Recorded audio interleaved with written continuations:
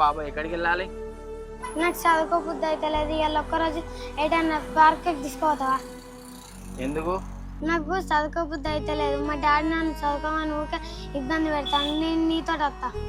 ఈ ఆటో ఎక్కడికోతే అక్కడికి వస్తా. నా దగ్గర పైసలు ఉన్నాయి. ఎన్ని పైసలు కావాలంటే అన్ని పైసలు ఇస్తా. సరే బాబా, వచ్చి కూర్చో.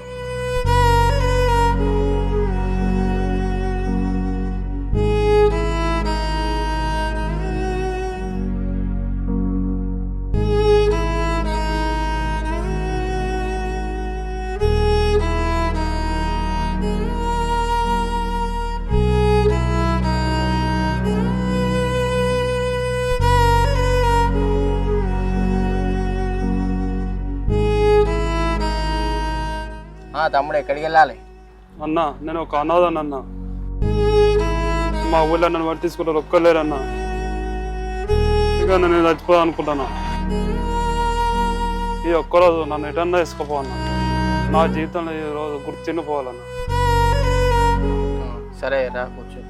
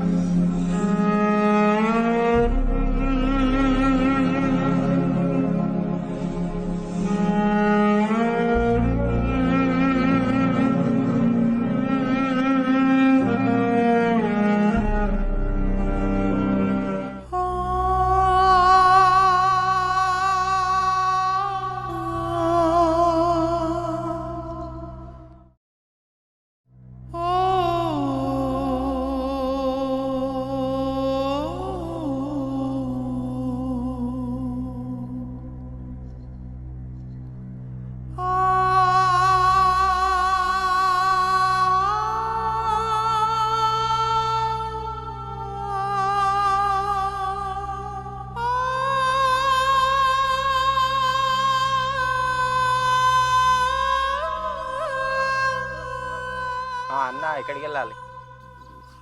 నన్ను ఎక్కడికి వెళ్తా అక్కడికి తీసుకెళ్ళాను. ఈరోజు రోజన్నా నాకు బతకాలని లేదు. అసలు ఏమైందన్నా? నువ్వు ఎందుకు చనిపోవాలనుకుంటున్నావు? అన్న నాకు పెళ్ళి 15 సంవత్సరాలు అవుతుందన్న. నాకు పిల్లలు అవ్వటం లేదు. మా ఇంట్లో మా అమ్మ మా భార్యకు రోజు గొడవలు అవుతున్నాయి. నాతో మా భార్య కూడా మనశ్శాంతిగా లేదన్న. నాలో లోపం ఉందన్న. నాకు పిల్లలు కారు. నాకు బతకాలని లేదన్న. సరే నువ్వు ముందు కూర్చో అన్న, ఆటోలో వచ్చి.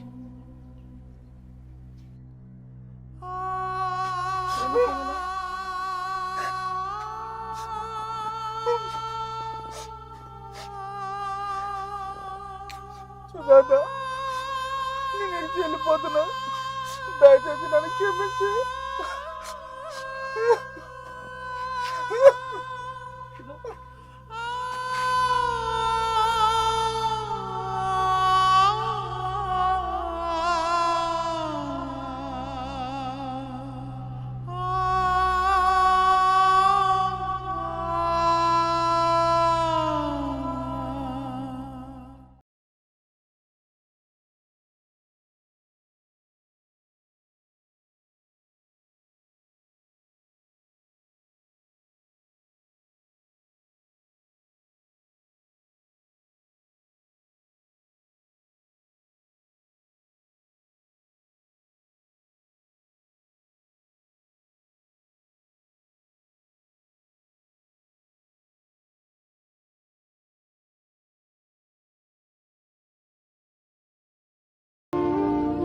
బాబు ఎక్కడికి వెళ్ళాలి నువ్వు?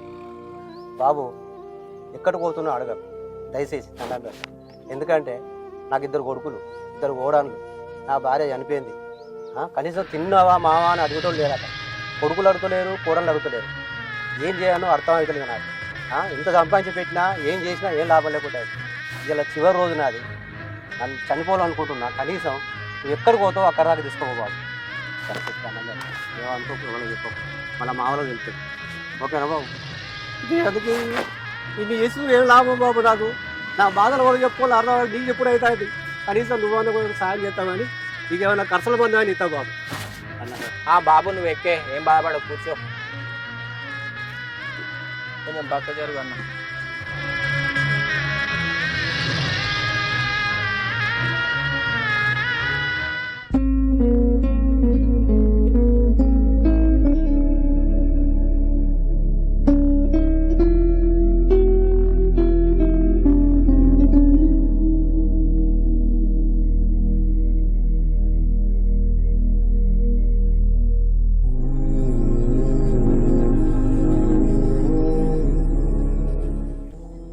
దిగండి. మీరు ఇక్కడ చనిపోవడానికి ఒక మంచి ప్లేస్ ఉంది, రండి.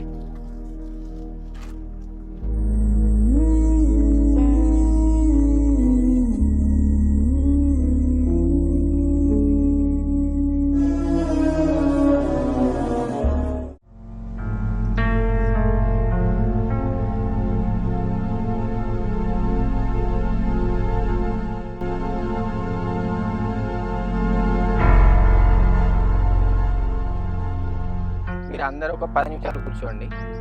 కూర్చో బాధపడకుండా కూర్చోండి మీరు అందరు.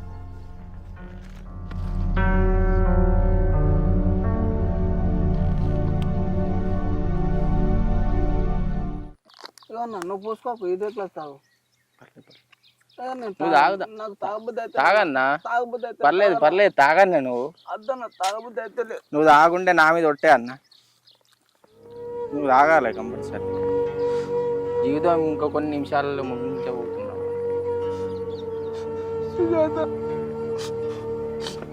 తాగండి అన్న, తాగండి. మీరు ఎందుకు బాధపడతారు? ఏ తమ్ముడు తాగబుద్ధి అయితే లేదు, తాగు అంటున్నావు కానీ తాగబుద్ధి అయితే లేదు. తాగు. ఏ బాబు తాగు, బాబు తాగు. అన్న తాగండి, నేను ఎందుకు బాధపడుతున్నా? అన్న బాబు తాగు బాబు, నువ్వు బాధపడు.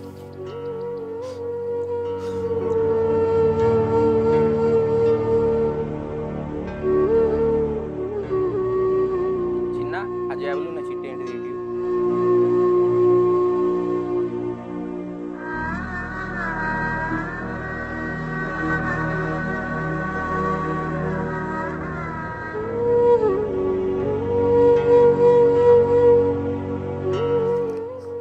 బాబు మీ దగ్గర కూడా మేము చిట్టి చూసిన, ఒకసారి మీ దగ్గర ఉన్న చిట్టీలు అన్ని ఇవ్వండి నాకు ఒకసారి.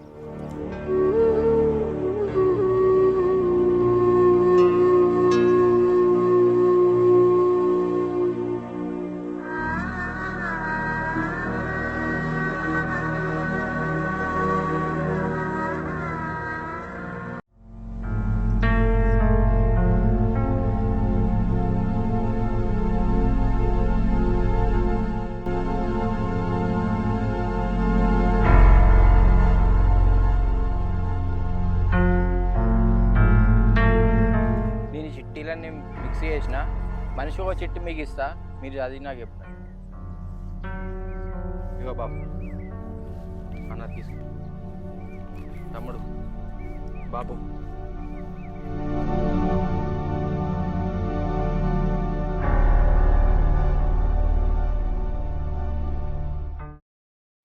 నేను మీరు చనిపోవడానికి సాయం చేస్తా, కానీ అది ఒక షరతు ఉంది. నేను ఒక 5 రోజులలోపు క్యాన్సర్ తోటి చనిపోబోతున్నా. మీరు నలుగురు నాకు ఒక కుటుంబ సభ్యులుగా ఉండి నా దాన సంస్కారాలు చేయండి. సరే బాబు, మీ చెప్పిన ప్రకారంగా నీ దగ్గర ఉండి దాన సంస్కారం చేస్తాను, సరేనా? ఇప్పుడు చెప్పండి, మీరు చదివిన దాంట్లో ఏది చిన్న ప్రాబ్లం? ఏ బాబు నీది పెద్ద ప్రాబ్లమా? చేయలేవట్లేదు. అంకుల్ నాకు ఈ ప్రాబ్లం అర్థమవుతలేదు. సరే నేను చదువుతా ఒకసారి. బాబు ఫస్ట్ నువ్వు చెప్పు. ఇప్పుడు అంజనేయులు, నీ పేరేనా అంజనేయులు? నా పేరు. ఇప్పుడు ఈ పిల్లలు కానందుకు నువ్వు చనిపోతావు డిసైడ్ అయినావా? అవును. ఇప్పుడు దునియా పిల్లలు కాని వాళ్ళు అంతా చనిపోతుర్రా? అరే దవాఖాన ఎన్నో దవాఖానలు ఉన్నాయి, ఒక దవాఖాన పోవాలి. ఈ పిల్లలు కానీ చనిపోవడం కరెక్టా? అది దవాఖాన నువ్వు దవాఖానకేనా ఇంతకు ఎప్పుడన్నా? పోలేదు, దవాఖాన పోలే. మరి దవాఖాన పోకపోతేవి, చనిపోతాను అత్తివి, మరి నేను నమ్ముకున్నా నీ భార్య పరిస్థితి ఏంటిది? అది కరెక్టా? నువ్వు చేసు నీ డిసిజన్ కరెక్ట్ ఉందా? ఇది నువ్వు తీసుకున్న నిర్ణయం కరెక్ట్ ఉందా? లేదు. అట్లా కాదు, ఒకటి తప్పుతో కొడుకో. అర్థమైంది కదా? నువ్వు ఇది మానుకో. ఈ చనిపోవడం అన్న మాట మరోసారి రావద్దు దయచేసి. ఎందుకంటే నువ్వు ఇప్పుడు ముసలి ముడిగోనే కాదు, నీ వయసు బాగుంది. తిప్పి కొడితే 30 ఏళ్ళు ఉన్నావు, ఇప్పుడు చనిపోతాను వస్తానావా? వాళ్ళు మీ భార్య పరిస్థితి ఏంటిది మరి చెప్పు. అర్థమైంది కదా? తమ్ముడు నీకు ఎవరి ప్రాబ్లం వచ్చిందో చెప్పు. చిన్న నాకు ఎవరు లేకనే వచ్చిండా, నీకు మీ అమ్మ నాన్న అందరు ఉన్నారు, నువ్వు చనిపోయేందుకు ఎందుకు వచ్చినావు తమ్ముడు? చిన్న నువ్వు పుట్టినప్పుడు మీ నాన్న ఎంత సంతోషపడి ఉంటారా? చిన్న మీ నాన్న ఆ వంశోద్ధారకుడు పుట్టిండని చెప్పి ఎంతో సంబరపడతాడు కాదురా. నువ్వు చనిపోవాలని కూడా కరెక్టా? అది చనిపోవద్దు. చివరకు నేను చనిపోతే నా కొడుకు తలకొరువు పెట్టాలని చెప్పి ఎన్నో కళ్ళగా అంటాడురా. చనిపోవద్దు బిడ్డ, ఓకేనా? అరే కిన్న, నాకు 15 ఏళ్ళు అయ్యారు పిల్లలు కాక. నువ్వు ఉన్నందుకు మీ నాన్న ఎంతో సంతోషపడి ఉంటాడు. నువ్వు మీ నాన్న నిన్ను బడికొమ్మని బాగా పెడుతుంది అన్నబడుతుంది. నువ్వు బడిపోయి నువ్వే మంచి చదువుకోవాలి బిడ్డ. నీ మంచి కోరిక మీ అమ్మ నాన్న చెప్పేది. మంచి చదువుకో, చనిపోవద్దు. నువ్వు మంచి చదువుకొని మంచి ప్రయోజకుని కావాలి, మంచిగా ఉద్యోగం తెచ్చుకోవాలి బిడ్డ. నీ కొరకు చీకటి అయింది పో, మీ అమ్మ నాన్న ఎంకలాడతారు ఇంటికో బిడ్డ. ఇది నువ్వు చనిపోయే వయసు కాదు బిడ్డ. నువ్వు ఫ్యూచర్లో బాగా ఇంకా పైకి ఎదగాలి, మంచి ప్రయోజకుని కావాలి. అంకుల్ మీరు చెప్పినట్టు నేను చచ్చిపోను. మా ఇంటికి పోయి మా మమ్మీ డాడీని మంచిగా చూసుకుంటా. అరే తమ్ముడు, నువ్వు అనాథాన్ని చనిపోనీకి వచ్చినావు. ఆ పైనుండే పరమశివునికే అమ్మ నాన్న లేరురా, కానీ ఆయనే ఈ లోకాన్ని వెళ్తుండు. నువ్వు పుట్టినప్పుడు మీ అమ్మ నాన్న ఎంత సంతోషపడ్డారా వంశం నిలబడ్డదని. ఇద్దరితోనే వాళ్ళ వంశాన్ని అంతం చేయకు. నువ్వు మంచిగా కష్టపడి ప్రయోజకుని అయి మంచిగా పెళ్లి చేసుకో, పిల్లలుగాను వాళ్ళ వంశాన్ని నిలబెట్టు. థ్యాంక్స్ అన్న, మీరు చెప్పినట్టు ఇంత నేను ఇంటికి పోతా. బాబు, నీకు చెప్పేంత అనుభవం కానీ ఏజ్ కానీ నాకు లేదు. నువ్వు చనిపోదామని అంటున్నావు కదా.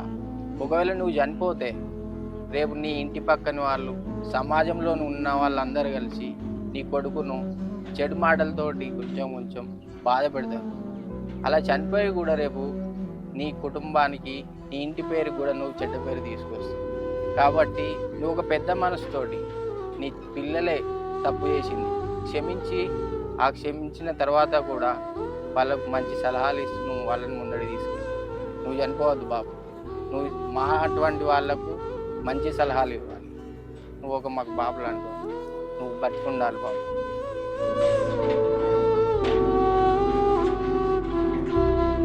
ఒకటి గుర్తుపెట్టుకోండి మీరంతా, సృష్టిలో ఉన్న పంచభూతాలన్నీ వాటి కోసం కాకుండా ఇతరుల కోసం ఉపయోగపడుతున్నాయి. ఎగ్జాంపుల్, ఒక చెట్టు చెడు గాలిని పీల్చుకొని మనకు మంచి గాలిని ఇస్తుంది. అదేవిధంగా మనకు చెడు జరిగినా కూడా ఇతరులకు చెడు చేయకండి, వాళ్ళకు కూడా మంచి చేయండి ఒక చెట్టులాగా.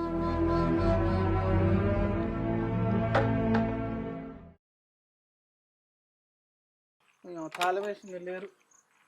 అక్కడ ఒక అన్నున్నాడు, అడుగుదంపా. అక్కడ ఒక అన్నున్నాడు, గానని అడుగుదంపా. అటు ఇద్దరు ఉన్నారు. అన్న ఇల్లు అన్న ఎటు పోయిండు? వాడా వాడు చనిపోయి 2 రోజులు అవుతుంది. అయ్యో అన్న, ఆయన చనిపోయిండు అన్న. మేము నలుగురం ఈరోజు ఇట్లా మంచి హ్యాపీగా ఉండడానికి కారణం అన్ననే. ఆయన చివరి కోరిక మా నలుగురిని దాన సంస్కారం చేయమని కోరిండు, కానీ ఆయన దాన సంస్కారం చేయలేకపోయినాం. అన్న, నీ ఆత్మ శాంతించాలి, మమ్మల్ని క్షమించన్న, తప్పు అయిపోయిందన్న. నీ చివరి కోరిక మేము నెరవేర్చలేకపోయినాం. ఆయన ఒక్కొక్క మాట మాట్లాడుతూ ఉంటే అసలు ఆయన ఆటో డ్రైవర్లాగా అనిపించలేదు మాకు. ఆయన ఎవరు అసలు? అతను ఒక ఐఏఎస్ ఆఫీసర్. ఆ పదవిలోనే ఆయనకు క్యాన్సర్ అని తేలింది. ఎలా కొన్ని రోజుల్లో చనిపోతానని తెలిసి వాళ్ళ నాన్న ఎంచుకున్న ఆటోని ఎంచుకొని ప్రజలకు ఉచితంగా సేవ చేయాలని ఆటో నడుపుకుంటూ సేవ చేసుకుంటూ వచ్చిండు. ఎంతో పుణ్యం చేసి ఉంటేనే మానవ జన్మ వచ్చిందంటారు. మరి మన మానవ జన్మని పొంది చాలామంది సంతోషంగా గడపకుండానే వివిధ కారణాలతో కొంతమంది ఆత్మహత్య చేసుకుంటున్నారు. కారణాలు ఏమైనా కావచ్చు, కానీ తనకు తానుగా శిక్ష విధించుకోవడం చాలా తప్పు. ఇది మీకు తెలియజేయడం కోసమే మేము చేసిన మా చిన్న ప్రయత్నం.